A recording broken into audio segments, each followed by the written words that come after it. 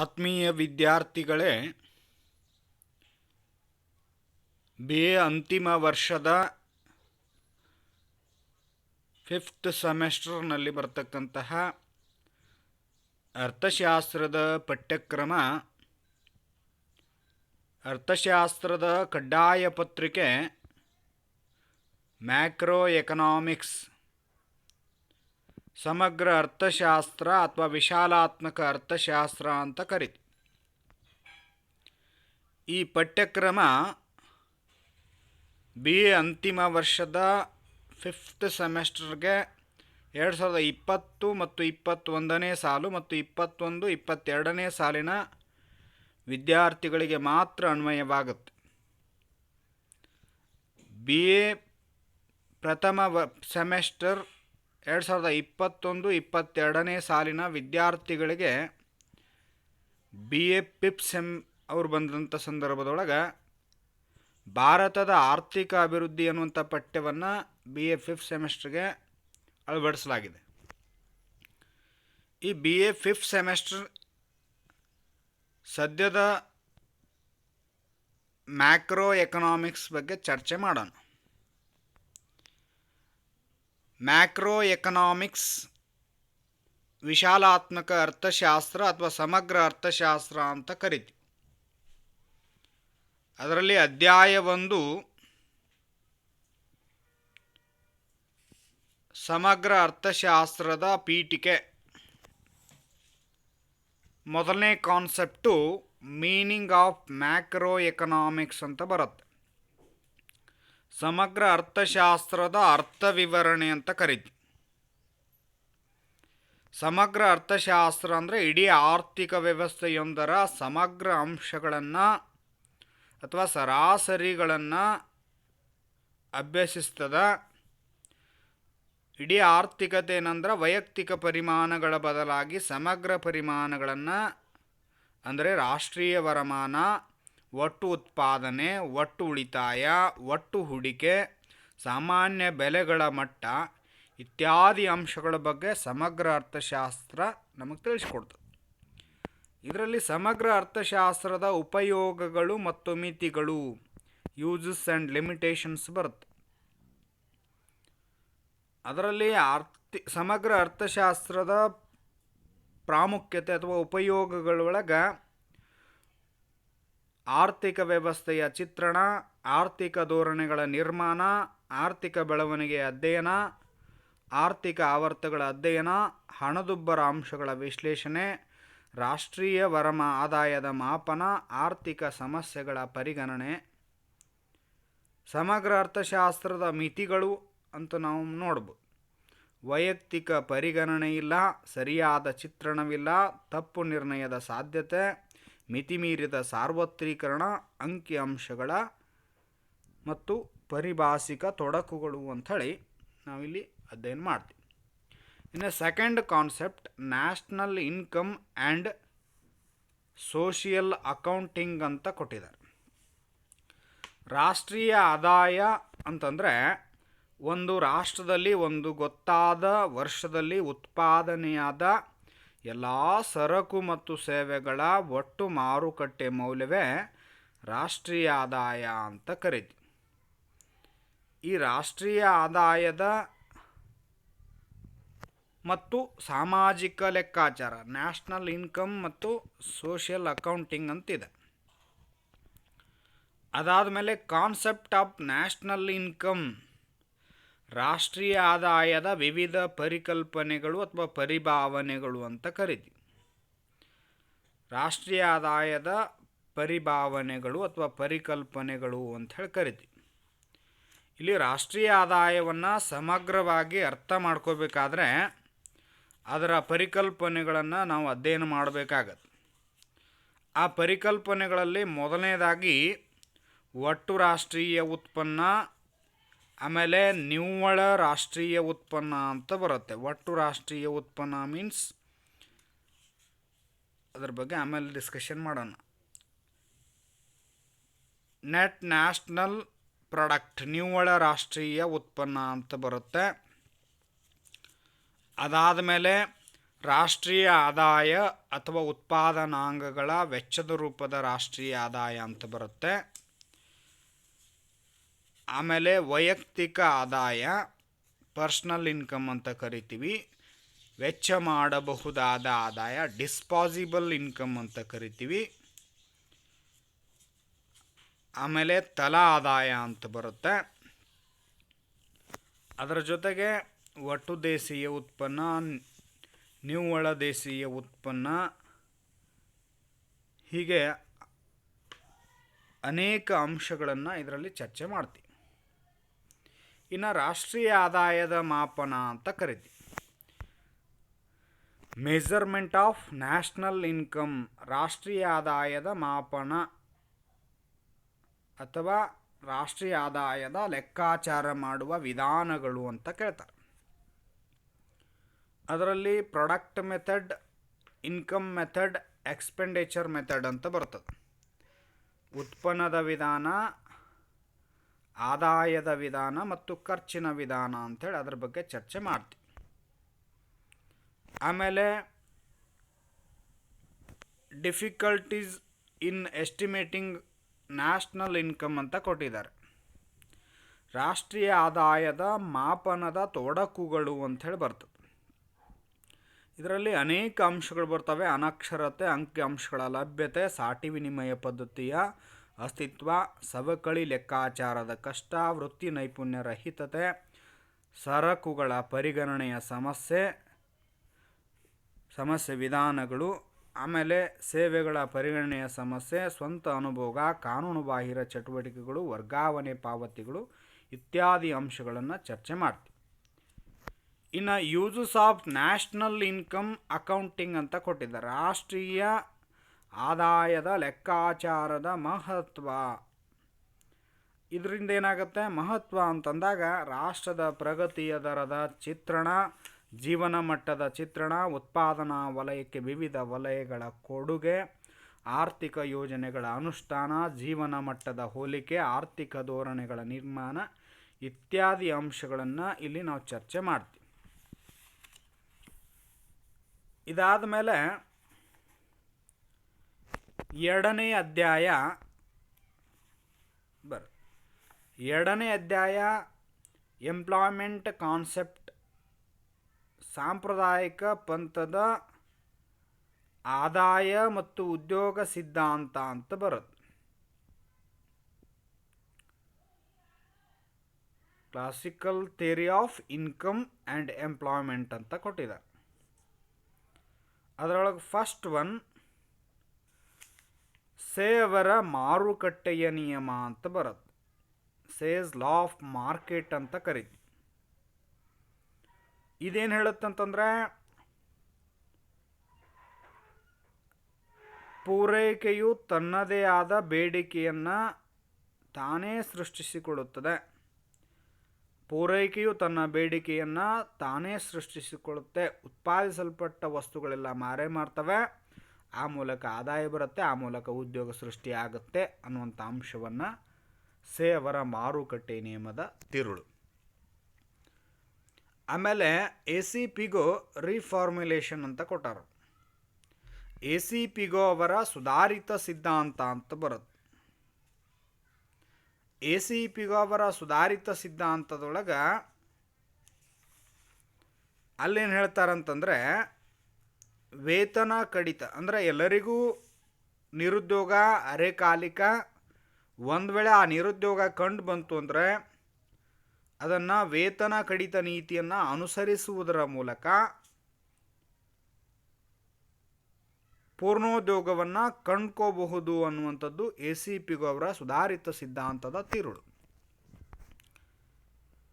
ಇನ್ನು third topic Keynesian theory of employment ಅಂತ ಬರುತ್ತೆ. ಕೇನ್ಸ್ ಅವರ ಉದ್ಯೋಗ ಸಿದ್ಧಾಂತ ಅಂತ ಬರುತ್ತೆ. ಕೇನ್ಸ್ ಅವರ ಉದ್ಯೋಗ ಸಿದ್ಧಾಂತ ಪರಿಣಾಮಕಾರಿ ಬೇಡಿಕೆಯನ್ನು ಎಫೆಕ್ಟಿವ್ ಡಿಮ್ಯಾಂಡ್ ಅಂತ ಬರುತ್ತೆ. ಕೇನ್ಸಿಯನ್ ಎಂಪ್ಲಾಯ್ಮೆಂಟ್ ಥಿಯರಿ ಅಂದರೆ ಕೇನ್ಸ್ ಅವರ ಉದ್ಯೋಗ ಸಿದ್ಧಾಂತ. ಇಲ್ಲಿ concept of aggregate demand and aggregate supply function effective demand and it determinants ಅಂತ ಕೊಟ್ಟಿದ್ದಾರೆ. ಎಫೆಕ್ಟಿವ್ ಡಿಮ್ಯಾಂಡ್ ಅಂತಂದರೆ ಪರಿಣಾಮಕಾರಿ ಬೇಡಿಕೆ ಮತ್ತು ಅದನ್ನು ನಿರ್ಧರಿಸುವ ಅಂಶಗಳು ಅಂತ ಬರುತ್ತೆ. ಕೇನ್ಸ್ ಅವರ ಉದ್ಯೋಗ ಸಿದ್ಧಾಂತ ಇದನ್ನು ಪರಿಣಾಮಕಾರಿ ಬೇಡಿಕೆಯ ತತ್ವ ಅಂತ ಕರೀತಾರೆ. ಇದೇನು ಹೇಳುತ್ತಂತಂದರೆ ಸರಕು ಮತ್ತು ಸೇವೆಗಳ ಸಮಗ್ರ ಬೇಡಿಕೆ ಮತ್ತು ಸಮಗ್ರ ಪೂರೈಕೆಗಳು ಸಮಗೊಳ್ಳುವ ಬಿಂದುವಿನಲ್ಲಿ ಪರಿಣಾಮಕಾರಿ ಬೇಡಿಕೆ ನಿರ್ಧಾರ ಆಗತ್ತೆ. ಆ ಪರಿಣಾಮಕಾರಿ ಬೇಡಿಕೆ ಎಂದರೆ ಯಾವುದೇ ಸಮತೋಲನ ಉದ್ಯೋಗ ಮಟ್ಟದಲ್ಲಿ ಉತ್ಪಾದಿತ ಒಟ್ಟು ಉತ್ಪನ್ನದ ಮೇಲೆ ಮಾಡಲಾಗುವ ಒಟ್ಟು ವೆಚ್ಚವಾಗಿದೆ ಅಂತ ಹೇಳಿ ನಾವು ಹೇಳ್ತೀವಿ. ಈ ಪರಿಣಾಮಕಾರಿ ಬೇಡಿಕೆಯನ್ನು ನಿರ್ಧರಿಸ್ತಕ್ಕಂಥ ಅಂಶಗಳು ಕಾನ್ಸೆಪ್ಟ್ ಆಫ್ ಅಗ್ರಿಗೇಟ್ ಡಿಮ್ಯಾಂಡ್ ಅಂತ ಬರುತ್ತೆ. ಸಮಗ್ರ ಬೇಡಿಕೆಯ ಬಿಂಬಕ ಅಥವಾ ಪರಿಮಾಣ ಅಂತ ಕರಿತೀವಿ. ಅಗ್ರಿಗೇಟ್ ಸಪ್ಲೈ ಫಂಕ್ಷನ್ ಅಂತ ಬರುತ್ತೆ. ಸಮಗ್ರ ಪೂರೈಕೆಯ ಬಿಂಬಕ ಅಂತ ಬರುತ್ತೆ. ಸಮಗ್ರ ಬೇಡಿಕೆ ಬಿಂಬಕ ಅಂದರೆ ಆರ್ಥಿಕತೆಯಲ್ಲಿ ಎಲ್ಲ ಉದ್ಯಮಿಗಳು ವಿವಿಧ ಉದ್ಯೋಗದ ಮಟ್ಟದಲ್ಲಿ ಉತ್ಪಾದಿಸಿದ ತಮ್ಮ ಉತ್ಪನ್ನಗಳ ಮಾರಾಟದಿಂದ ನಿರೀಕ್ಷಿಸುವ ಆದಾಯದ ಒಟ್ಟು ಮೊತ್ತವು ಸಮಗ್ರ ಬೇಡಿಕೆಯ ಬಿಂಬಕ ಅಂತ ಕರಿತೀವಿ. ಇದು ನಿರೀಕ್ಷಿತ ಮಾರಾಟದ ಆದಾಯ ಅಂತ ಕರಿತೀವಿ. ಇನ್ನು ಸಮಗ್ರ ಪೂರೈಕೆಯ ಬಿಂಬಕ ಅಂತ ಬರ್ತದೆ. ಆರ್ಥಿಕತೆಯೊಂದರ ಎಲ್ಲ ಉದ್ಯಮಿಗಳು ವಿವಿಧ ಉದ್ಯೋಗದ ಮಟ್ಟಗಳಲ್ಲಿ ತಮ್ಮ ಉತ್ಪನ್ನದ ಮಾರಾಟದಿಂದ ಪಡೆಯಬೇಕಾದ ಆದಾಯದ ವಿವಿಧ ಮೊತ್ತಗಳು ಸಮಗ್ರ ಪೂರೈಕೆಯ ಬಿಂಬಕ ಅಂತ ಕರಿತೀವಿ. ಇದು ಉತ್ಪಾದನಾ ವೆಚ್ಚ ಆಗಿರುತ್ತೆ. ಇನ್ನು ಅನುಭೋಗದ ಕ್ರಿಯೆ, ಅನುಭೋಗದ ಪ್ರವೃತ್ತಿ ಅಂತ ಕರಿತೀವಿ. ಅಂದರೆ ವರಮಾನ ಮತ್ತು ಅನುಭೋಗದ ನಡುವಿನ ಕ್ರಿಯಾವಲಂಬಿ ಸಂಬಂಧವನ್ನು ತಿಳಿಸ್ತಕ್ಕಂಥದ್ದು ಅನುಭೋಗದ ಕ್ರಿಯೆ ಅಥವಾ ಅನುಭೋಗದ ಪ್ರವೃತ್ತಿ ಅಂತ ಕರಿತೀವಿ. ಇಲ್ಲಿ ಸರಾಸರಿ ಅನುಭೋಗ ಮತ್ತು ಸೀಮಾಂತ ಅನುಭೋಗದ ಪ್ರವೃತ್ತಿ ಇದರೊಳಗೇನು ಕೊಟ್ಟಿದ್ದಾರೆ, ಕನ್ಜಂಪ್ಷನ್ ಫಂಕ್ಷನ್ ಅಂತ ಕೊಟ್ಟಿದ್ದಾರೆ. ಅನುಭೋಗದ ಕ್ರಿಯೆ ಅಥವಾ ಅನುಭೋಗದ ಪ್ರವೃತ್ತಿ ಅಂತ ಕರಿತೀವಿ. ಇದು ವರಮಾನ ಮತ್ತು ಅನುಭೋಗದ ನಡುವಿನ ಕ್ರಿಯಾವಲಂಬಿ ಸಂಬಂಧವನ್ನು ತಿಳಿಸ್ತದೆ. Average and marginal propensity to consume ಅಂತ ಕೊಟ್ಟಿದ್ದಾರೆ. ಸರಾಸರಿ ಮತ್ತು ಸೀಮಾಂತ ಅನುಭೋಗದ ಪ್ರವೃತ್ತಿ ಅಂತ ಕರಿತೀವಿ. ಸರಾಸರಿ ಮತ್ತು ಸೀಮಾಂತ ಅನುಭೋಗದ ಪ್ರವೃತ್ತಿ ಅಂದರೆ ಒಟ್ಟು ಆದಾಯ ಮತ್ತು ಒಟ್ಟು ಅನುಭೋಗದ ನಡುವಿನ ಸಂಬಂಧವನ್ನು ತಿಳಿಸ್ತಕ್ಕಂಥದ್ದು ಸರಾಸರಿ ಅನುಭೋಗದ ಪ್ರವೃತ್ತಿ. ಆದರೆ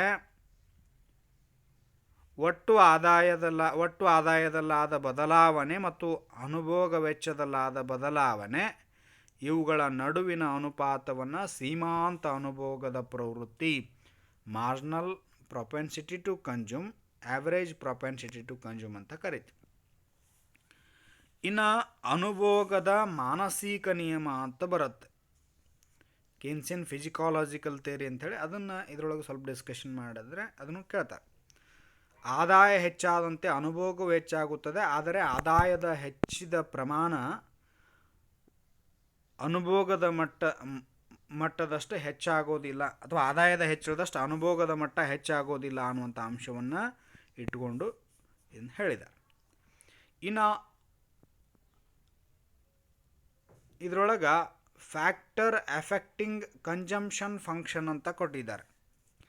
ಅನುಭೋಗದ ಕ್ರಿಯೆ ಅಥವಾ ಅನುಭೋಗದ ಪ್ರವೃತ್ತಿಯನ್ನು ನಿರ್ಧರಿಸುವ ಅಂಶಗಳು ಅಂಥೇಳಿ.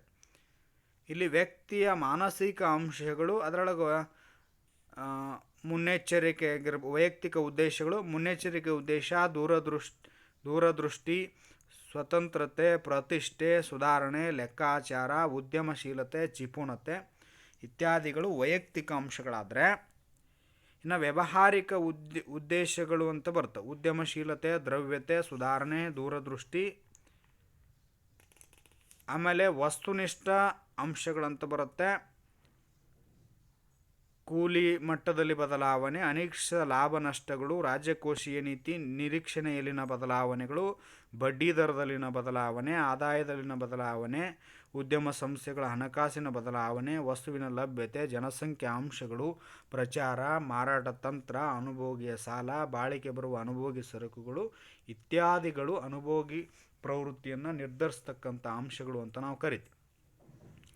ಇನ್ನು ಹೂಟೆ ಅಂತ ಬರುತ್ತೆ.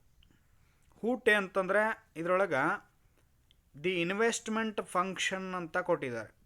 ಹೂಟೆಯ ಕ್ರಿಯೆ ಅಥವಾ ಹೂಟೆಯ ಪ್ರವೃತ್ತಿ ಅಂಥೇಳಿ. ಹೂಟೆ ಎಂದರೆ ಪ್ರಸ್ತುತ ಬಂಡವಾಳ ಸಂಗ್ರಹಕ್ಕೆ ಮಾಡಲಾಗುವ ನಿವ್ವಳ ಸೇರ್ಪಡೆಯನ್ನು ಹೂಟೆ ಅಂತ ಕರಿತೀವಿ. ಇದು ಹೂಟೆ ಮತ್ತು ಆದಾಯದ ನಡುವಿನ ಸಂಬಂಧವನ್ನು ತಿಳಿಸ್ತಕ್ಕಂಥದ್ದು ಹೂಟೆಯ ಕ್ರಿಯೆ ಅಥವಾ ಹೂಟೆಯ ಪ್ರವೃತ್ತಿ ಅಂತ ಕರಿತೀವಿ. ಇಲ್ಲಿ ಹೂಟೆ ಒಳಗೆ ಒಟ್ಟು ಹೂಟೆ, ನಿವ್ವಳ ಹೂಟೆ, ಯೋಜಿತ ಹೂಟೆ, ಯೋಜಿತವಲ್ಲದ ಹೂಟೆ, ಸ್ವತಂತ್ರ ಹೂಟೆ, ಪ್ರೇರಿತ ಹೂಟೆ ಅಂತ ಬರ್ತದೆ. ಅದರ ಜೊತೆಗೆ ಹೂಟೆಯನ್ನು ನಿರ್ಧರಿಸ್ತಕ್ಕಂಥ ಅಂಶಗಳು, ಅದರೊಳಗೆ ಒಂದನೆಯದು marginal efficiency of the capital, ಬಂಡವಾಳದ ಸೀಮಾಂತ ಅಥವಾ ಅಂಚಿನ ದಕ್ಷತೆ ಅಂತ ಬರ್ತದೆ. ಬಂಡವಾಳದ ಅಂಚಿನ ದಕ್ಷತೆ ಅಂದರೆ ಪ್ರಸ್ತುತ ಅಥವಾ ಹೊಸ ಹೆಚ್ಚುವರಿ ಬಂಡವಾಳ ಹೂಟೆಯಿಂದ ನಿರೀಕ್ಷಿಸಲಾಗುವ ಲಾಭವು ಬಂಡವಾಳ ಸೀಮಾಂತ ದಕ್ಷತೆ ಆಗಿರುತ್ತೆ. ಇದರೊಳಗೆ ಎರಡು ಅಂಶಗಳು ಬರ್ತವೆ. ಒಂದು, ಬಂಡವಾಳ ಸರಕುಗಳ ನಿರೀಕ್ಷಿತ ಪ್ರತಿಫಲ, ಬಿ, ಬಂಡವಾಳದ ಪೂರೈಕೆ ಬೆಲೆಯನ್ನು ಅವಲಂಬಿಸಿರುತ್ತೆ ಅಂತ. ಇನ್ನು ಎರಡನೇದು ಬಡ್ಡಿ ದರ ಅಂತ ಬರ್ತದೆ. ರೇಟ್ ಆಫ್ ಇಂಟ್ರೆಸ್ಟ್ ಅಂತ ಕರಿತೀವಿ. ಬಡ್ಡಿ ದರ ಅಂತಂದರೆ ದ್ರವ್ಯದೊಲವನ್ನು ತ್ಯಾಗ ಮಾಡಿದ್ದಕ್ಕಾಗಿ ಪಡೆಯುವ ಪ್ರತಿಫಲವೇ ಬಡ್ಡಿ ದರ. ಹೀಗೆ ಬಂಡವಾಳದ ಅಂಚಿನ ದಕ್ಷತೆಯನ್ನು ನಿರ್ಧರಿಸ್ತಕ್ಕಂಥ ಅಂಶಗಳು ಎರಡು ಬರ್ತವೆ. ಇನ್ನು ನಾಲ್ಕನೇ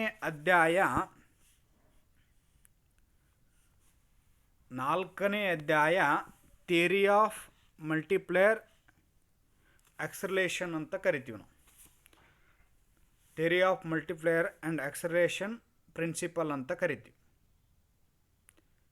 ಇದರೊಳಗೆ ಗುಣಕದ ಸಿದ್ಧಾಂತ ಮತ್ತು ವೇಗೋತ್ಕರ್ಷದ ತತ್ವದ ಅರ್ಥ ವಿವರಣೆ ಅಂತ ಬರುತ್ತೆ.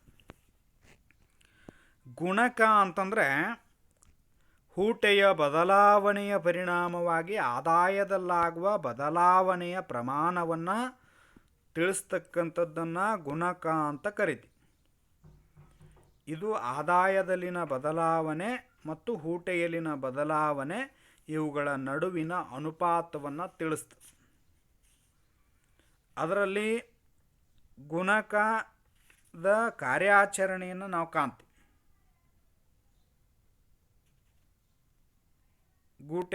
ಹೂಟೆಯ ಹಿಮ್ಮುಖ ನೋಡ್ರಿ, ಗುಣಕದ ಹಿಮ್ಮುಖ ಗುಣಕ ಮತ್ತು ಮುಮ್ಮುಖ ಗುಣಕ ಅಂಥೇಳಿ ಎರಡು ರೀತಿ ಕಾರ್ಯಾಚರಣೆಯನ್ನು ನಾವು ಕಾಣ್ತೀವಿ. ಇನ್ನು ವೇಗೋತ್ಕರ್ಷ ಅಂತ ಬರ್ತದೆ. ವೇಗೋತ್ಕರ್ಷ ಅಂದರೆ ಪ್ರೇರಿತ ಹೂಟೆಯ ಮೇಲೆ ಅನುಭೋಗದ ಹೆಚ್ಚಳವು ಬೀರುವ ಪರಿಣಾಮವನ್ನು ವೇಗೋತ್ಕರ್ಷ ತತ್ವ ಅಂತ ಕರೀತೀವಿ. ಇನ್ನು ಮಿತಿಗಳು, ಗುಣಕದ ಮಿತಿಗಳನ್ನು ನೋಡೋದಾದರೆ ಗುಣಕದ ಸೋರಿಕೆ ಅಂಶಗಳು ಅಂತ ಕೇಳ್ತಾರೆ.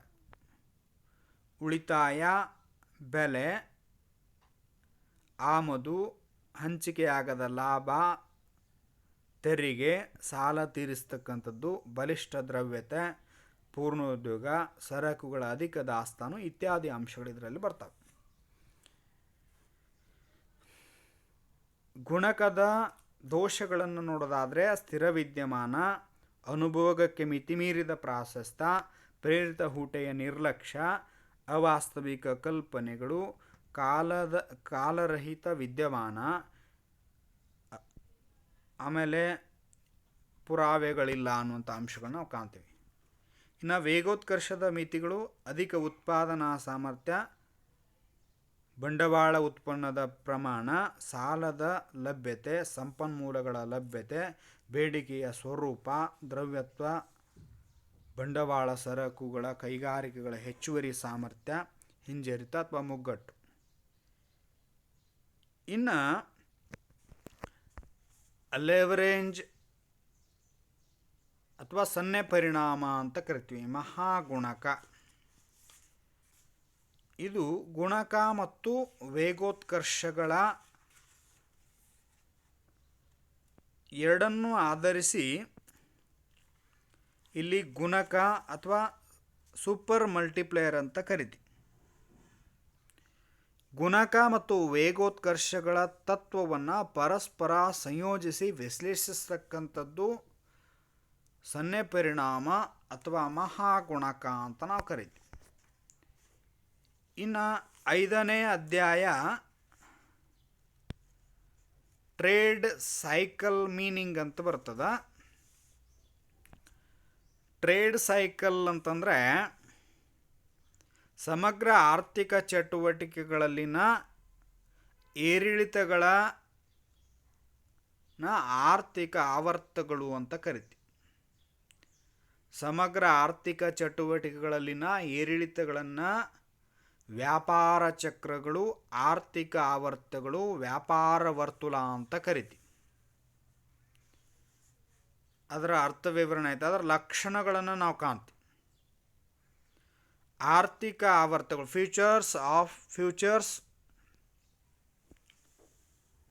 ಫ್ಯೂಚರ್ಸ್ ಅಂತಂದರೆ ಲಕ್ಷಣಗಳು, ಆಮೇಲೆ ಹಂತಗಳನ್ನು ನಾವು ಕಾಣ್ತೀವಿ. ಇಲ್ಲಿ ಆರ್ಥಿಕ ಆವರ್ತದ ಲಕ್ಷಣಗಳನ್ನು ನೋಡೋದಾದರೆ ಸಾಗರದ ಅಲೆಗಳ ರೂಪದಲ್ಲಿರ್ತವೆ, ಪುನರಾವರ್ತನೆ ಆಗ್ತದೆ, ಪರಿಣಾಮ ಸಂಗ್ರಹಕಾರ, ಆಮೇಲೆ ಬಂಡವಾಳಶಾಹಿ ಆರ್ಥಿಕತೆಗೆ ಸೀಮಿತ, ಅಂತಾರಾಷ್ಟ್ರೀಯ ಲಕ್ಷಣಗಳನ್ನು ಒಳಗೊಂಡದ, ಹೀಗೆ ಅನೇಕ ಲಕ್ಷಣಗಳನ್ನು ನಾವು ಕಾಣ್ತೀವಿ. ಇನ್ನು ಆರ್ಥಿಕ ಆವರ್ತದ ಹಂತಗಳು ಅಂತ ಬರ್ತದೆ. ಇಲ್ಲಿ ಪ್ರಮುಖವಾಗಿ 5 ಹಂತಗಳನ್ನು ನಾವು ಕಾಣ್ತೀವಿ. ಮುಗ್ಗಟ್ಟು, ಚೇತರಿಕೆ, ಸಮೃದ್ಧಿ, ಉತ್ಕರ್ಷ, ಹಿಂಜರಿತ ಅಂಥೇಳಿ. ಇನ್ನು ಥೇರೀಸ್ ಆಫ್ ಟ್ರೇಡ್ ಸೈಕಲ್ ಅಂತ ಬರ್ತದೆ. ವ್ಯಾಪಾರ ಚಕ್ರ ಸಿದ್ಧಾಂತಗಳು ಅಂತ ಬರ್ತದೆ. ಅದರೊಳಗೆ ಮೊದಲನೇದು ಹ್ಯಾಟ್ರೆ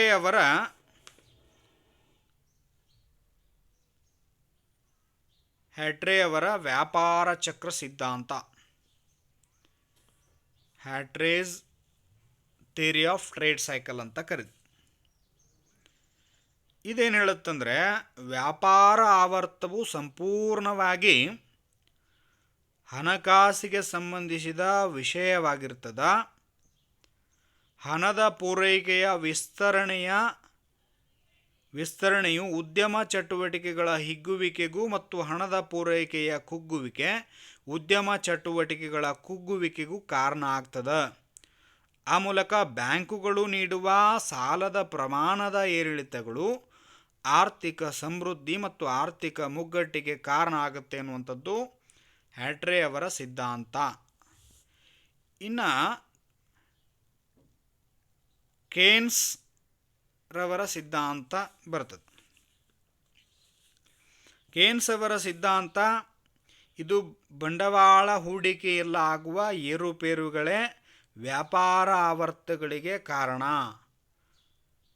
ಆರ್ಥಿಕತೆಯಲ್ಲಿ ಬಂಡವಾಳ ಸೀಮಾಂತ ದಕ್ಷತೆಯಲ್ಲಿನ ಬದಲಾವಣೆಯಾದಾಗ ಬಂಡವಾಳ ಹೂಡಿಕೆಯಲ್ಲಿ ಏರುಪೇರುಗಳಾಗಿ ಆರ್ಥಿಕ ಚಟುವಟಿಕೆಗಳಲ್ಲಿ ಬದಲಾಗುತ್ತಿರುತ್ತದೆ ಎಂಬುದನ್ನು ಕೇನ್ಸ್ ಅವರ ಸಿದ್ಧಾಂತ ಹೇಳ್ತದೆ.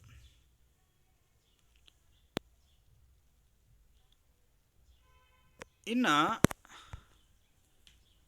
ಶುಂಪೀಟರ್ ಥಿಯರಿ ಅಂತ ಬರುತ್ತೆ. ಇದು ಆವಿಷ್ಕಾರ ಸಿದ್ಧಾಂತ ಅಂತ ಬರುತ್ತೆ. ಅದನ್ನು ಇಲ್ಲಿ ಎಂಟ್ರಿ ಮಾಡಿಲ್ಲ, ಅದನ್ನು ಡಿಸ್ಕಷನ್ ಮಾಡೋಣ. ಇನ್ನು ಕಂಟ್ರೋಲ್ ಆಫ್ ಟ್ರೇಡ್ ಸೈಕಲ್ ಅಂತ ಬರುತ್ತೆ. ವ್ಯಾಪಾರ ಚಕ್ರದ ಅಥವಾ ಆರ್ಥಿಕ ಆವರ್ತಗಳ ನಿಯಂತ್ರಣ, ಅದು ಹಣಕಾಸಿನ ನೀತಿಯಾಗಿರ್ಬೋದು, ರಾಜಕೋಶೀಯ ನೀತಿಯಾಗಿರ್ಬೋದು, ನೇರ ಕ್ರಮಗಳನ್ನು ಅನುಸರಿಸುವುದರ ಮುಖಾಂತರ ಆರ್ಥಿಕ ಆವರ್ತಗಳನ್ನು ನಿಯಂತ್ರಿಸಬಹುದು ಅಂತ ಹೇಳ್ತಾ ಈ ಪಠ್ಯಕ್ರಮವನ್ನು ಒಂದೊಂದು ಅಧ್ಯಾಯ ಚರ್ಚೆ ಮಾಡ್ತಾ ಹೋಗೋಣ ಅಂತ ಹೇಳ್ತಾ ಈ ಕ್ಲಾಸಿಗೆ ವಿರಾಮ ನೀಡ್ತೀನಿ. ಧನ್ಯವಾದಗಳು.